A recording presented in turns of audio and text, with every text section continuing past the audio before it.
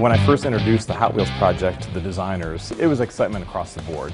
When I walked into the meeting to kind of kick off this project with my designers, the excitement is palpable. Anytime we bring a Hot Wheels car to life full size, my team is incredibly excited. The original '67 Camaro was the first Hot Wheel. The idea was to match as closely as possible the paint on the concept car to Spectra Flame paint, the classic Hot Wheels finish. Right from the start, we knew it couldn't be just a normal paint. It needed to be something spectacular, something special. So we developed, through our paint shops here, a tint that we can put over the chrome paint to really give it a dynamic, vibrant look. We probably went through half a dozen fenders and 6 to 12 iterations of what the actual perfect tint would be. When I pulled this out of the package that was sent to me, I couldn't believe it. It was mind-blowing. It blew my mind. And then, a couple of days later, our engineer came to me to show me the sample of the actual giveaway car that we're giving away at the launch of the Camaro.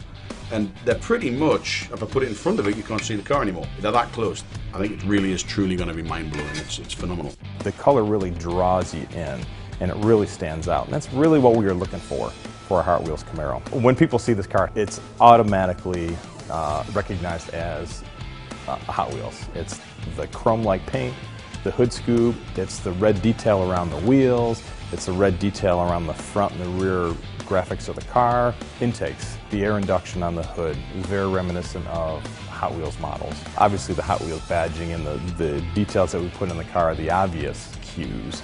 But really, it looks fun, it looks fast. It's a toy for adults. I think that the SEMA showgoers are going to be stopped in their tracks. It's kind of fun watching people when they see it for the first time, because you don't expect it, but then it also brings back some memories of their Hot Wheels experience.